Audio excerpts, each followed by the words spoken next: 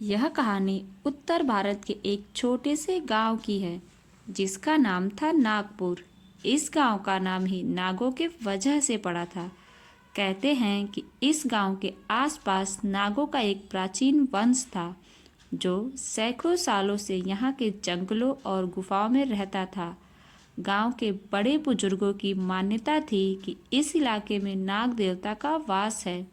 गांव के लोग नागों का सम्मान करते थे। वे नागों को देवता मानकर पूजा करते थे और उनके लिए दूध, चावल और फूल अर्पित करते। परंतु इस गांव की एक गुफा के बारे में हर कोई जानता था कि वहां एक खतरनाक नागिन का वास है। यह नागिन सामान्य नागिनों से अलग थी। कहते हैं कि वह नागिन इंसानी शक्ल भी ले सकती थी और गांव के किसी भी व्यक्ति को अपने वश में कर सकती थी। इस नागिन का खौफ इतना बढ़ गया था कि गांव वाले सूरज ढलते ही अपने अपने घरों में बंद हो जाते। किसी ने भी कभी उसे नहीं देखा था, लेकिन कई लोगों ने उसके फुफकारने की आवाज़ें सुनी थी। हर साल गांव में कुछ लोग गायब हो जाते और उनकी लाशें कभी नहीं मिलती। लोगों का मानना था कि ये नागिन उन लोगों को अपने जाल में फंसा लेती है। कुछ लोगों ने यह भी बताया कि उन्होंने जंगल में एक सुंदर युवती को देखा था जो अकेली घूमती रहती है। जब भी कोई उससे बात करने की कोशिश करता तो वह युवती अचानक गायब हो जाती। यह सुनकर सभी को यकीन हो गया कि वही नागिन थी जो इंसानी रूप में गांव वालों को धोखा देने आई थी। हर तरफ गांव में गम का माहौल था। सभी लोग दुखी रहते थे। एक दिन अचानक गांव के सबसे बुजुर्ग पंडित, जो शास्त्रों और पुराणों के ज्ञाता थे, उन्होंने गांव वालों को चेतावनी दी कि यह नागिन एक साधारण नागिन नहीं है। यह एक श्रापित नागिन है जिसे किसी ने उसके प्रेमी नागराज को मारकर दुखित किया है। पंडित ने यह भी बताया कि यह नागिन अब तक अपने प्रेमी के मौत का बदला लेने के लिए जीवित है। पंडित जी ने यह भी कहा कि जिस दिन नागिन को उसका बदला मिल जाएगा उसी दिन उसका आतंक समाप्त होगा, लेकिन तब तक वह किसी को नहीं छोड़ेगी। इस डर के माहौल में भी गांव का एक युवक अर्जुन था जो इस नागिन के रहस्य को सुलझाने का साहस रखता था। अर्जुन बचपन से ही बहादुर और निडर था। वह नागिन के खौफ से परेशान गांव वालों की मदद करना चाहता था। उसने ठान लिया था कि वह इस नागिन से सामना करेगा। को कैसे हराया जा सकता है? पंडित जी ने कहा कि नागिन को हराने के लिए उसका अतीत समझना होगा। यह नागिन सिर्फ शक्ति से नहीं बल्कि समझ और बुद्धिमानी से पराजित हो सकती है। अर्जुन ने गांव के कुछ बुजुर्गों से नागिन के बारे में और जानकारी इकट्ठी कर ली। उसे पता चला कि जंगल की गुफा में एक विशेष मंत्र से नागिन को वश में किया जा सकता है। वह मंत्र गांव के मंदिर में एक प्राचीन पुस्तक में लिखा था। अर्जुन ने उस पुस्तक को पढ़ा और मंत्र याद कर लिया। उस रात जब चांदनी रात थी, अर्जुन अकेला जंगल की ओर चला गया। उसके पास सिर्फ एक मशाल, एक त्रिशूल और पंडित जी का दिया हुआ मंत्र था। जब वह गुफा के पास पहुंचा तो उसने नागिन की फुफकार सुनी। अचानक गुफा से एक अद्भुत चमक निकली और अर्जुन ने देखा कि नागिन गुफा के अंदर अपने फन फैलाए बैठी है। नागिन ने अर्जुन से कहा, तू कौन है जो मेरे घर आया है? क्या तुझे अपनी मौत से डर नहीं लगता? अर्जुन ने हिम्मत से कहा कि मैं अर्जुन हूँ और मैं तुम्हारे आतंक को खत्म करने आया हूँ। मैं तुम्हारी मदद कर सकता हूँ। मैं जानता हूँ कि तुम एक श्रापित नागिन हो। अगर तुम मुझे अपने अतीत के बारे में बताओगी तो मैं तुम्हारी ज़रूर मदद करूँगा। नागिन ने अर्जुन को पहले तो मारने की कोशिश की, लेकिन जब उसने अर्जुन की सच्चाई और साहस को देखा, वह रुक गई और कहा कि तुम पहले इंसान हो जो मुझसे मिलने आए हो। तुम एक सच्चे और ईमानदार इंसान हो। मैं तुम्हें अपने अतीत के बारे में ज़रूर बताऊंगी। तो सुनो, मैं एक नागिन नहीं, एक राज्य की राजकुमारी थी जिसकी ख्याति दूर दूर तक फैली हुई थी। मेरे पिताजी भी एक बड़े प्रतापी महाराज थे। वहीं मेरे राज्य के निकट एक शंकर जी का प्राचीन मंदिर था, जो माना जाता था कि वहाँ नागलोक के इच्छाधारी नाग नागिन पूजा करने आया करते थे। मैं भी शंकर जी की बहुत बड़ी भक्त थी। मैं भी वहाँ पूजा करने जाया करती थी। और अक्सर उसी समय एक सुंदर नौजवान युवक जिसका नाम मदन था, वह भी वहाँ आया करता था, जो बड़ी शिद्दत और लगन से भोलेनाथ की पूजा किया करता था। मैं भी चुपके से उसे निहारते रहती थी। देखते देखते हम दोनों में प्रेम हो गया, जो समय के साथ और गहरा होता गया। लेकिन एक दिन जब उसने मुझे अपनी सच्चाई बताई, तो मेरे पैरों के नीचे से जमीन खिसक गई कि वह एक इंसान नहीं बल्कि एक इच्छाधारी नाग है। उसी दिन से मैं उससे डरने लगी और मैंने उससे बातें भी कम करना कर दिया था।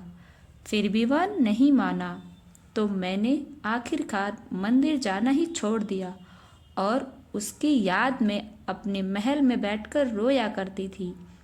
एक दिन मदन चुपके से मेरे कमरे में महल में घुस आया और मुझसे मिन्नतें करने लगा कि मैं उससे दूर ना जाऊं, लेकिन फिर भी मैं नहीं मानी। उसने अपनी सिद्धियों के बारे में बताया कि वह अपनी शक्ति से एक नाग से मेरे लिए एक साधारण इंसान बन सकता है और मेरे लिए वो दुनिया की कोई भी चीज़ कर सकता है। मेरे लिए उसका यह प्यार देखकर मेरा मन पिघल गया। कुछ देर बाद मैंने हाँ कर दिया और हम दोनों के बीच सब कुछ सामान्य हो गया। हम दोनों रोज साथ में शिव जी की पूजा किया करते थे और मदन अपनी सिद्धियों से एक नागलोक के राजकुमार से एक साधारण इंसान बन गया। हम दोनों बहुत खुशी खुशी रहने लगे थे। एक दिन अचानक इसकी खबर मेरे पिताजी यानी महाराज के कानों में जा पहुंची। उन्होंने मदन को मिलने के लिए बुलाया। उन्हें मदन बहुत पसंद आया। वे हमारे रिश्ते के लिए भी तैयार हो गए। हर तरफ खुशी का माहौल था। लेकिन अचानक एक दिन मदन बड़े ही रहस्यमय तरीके से गायब हो गया। मैं रोज़ मंदिर जाती, लेकिन मदन का कहीं कुछ पता नहीं चला। मैंने पूरे राज्य में मदन के बारे में पता लगवाया, लेकिन उसका कहीं कुछ पता नहीं चला। मैं अपने कमरे में बैठकर रोया करती थी। कई दिन बीत गए, मदन का कुछ पता नहीं चला। मेरी एक प्रिय दासी थी जो मुझे उदास नहीं देख सकती थी, तो उसने गुप्त सूत्रों से पता लगवाया तो पता चला कि मदन के गायब होने के पीछे महाराज का हाथ है। उन्होंने अपने मंत्रियों से मिलकर मदन को गायब करवा दिया है। इसकी सूचना जब मुझे हुई तो मेरी क्रोध की सीमा नहीं रही। मैं खूब चीखी चिल्लाई, लेकिन कर भी क्या कर सकती थी। एक दिन अचानक मुझे मदन के कही हुई बात याद आई कि उसके पास एक ऐसी सिद्धि है जो इंसान से नाग और नाग से इंसान बन सकते हैं। मदन ने इस सिद्धि को मुझे भी सिखाया था और मैंने फैसला किया कि मैं अब एक इंसान से नागिन बन जाऊंगी और जिस किसी ने भी मेरे मदन को गायब किया है उसे नहीं छोड़ूंगी।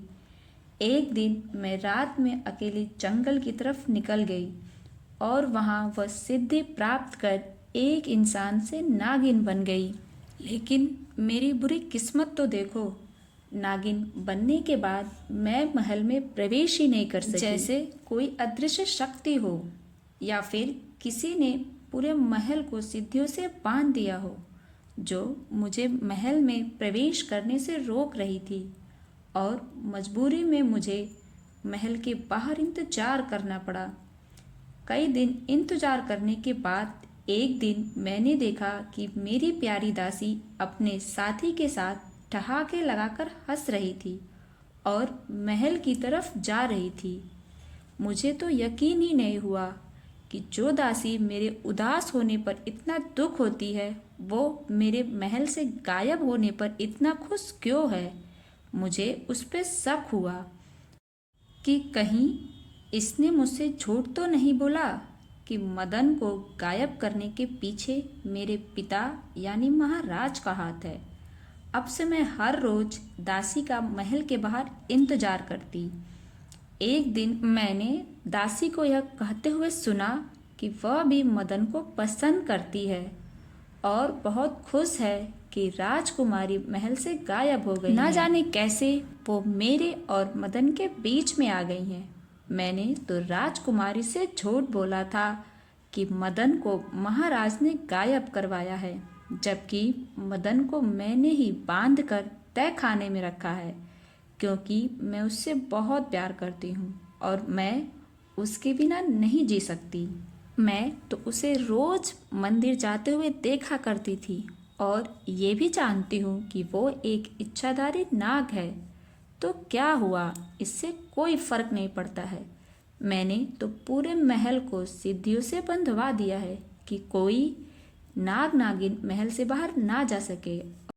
मैं मदन को कहीं नहीं जाने दूंगी। उसे मेरा प्यार स्वीकार करना ही होगा, राजकुमारी को भूलना ही होगा। इतना कहते कहते दासी महल में प्रवेश कर गई। अब तो नागिन के पैरों के नीचे से जमीन खिसक गई। वह रोने लगी, चिल्लाने लगी, क्योंकि वह उस सिद्धि का सिर्फ एक ही बार प्रयोग कर सकती थी। अब तो वह राजकुमारी भी नहीं बन सकती थी। नागिन बदले की आग में झुलस रही थी।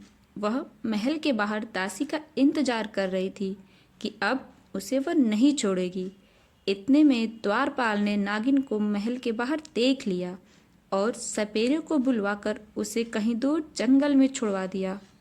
नागिन को उस जंगल के रास्तों के बारे में कुछ पता नहीं था। आखिर वो एक राजकुमारी थी। नागिन ने अर्जुन से कहा कि तब से लेकर वो आज तक बदले की आग में इस जंगल में भटक रही है। जो कोई भी उसे एक सुंदर युवती समझकर उस पर नजर डालता है, वो उसकी जान ले लेती है। नागिन की दुख भरी कहानी सुनकर अर्जुन के आंखों से अश्रु गिरने लगे।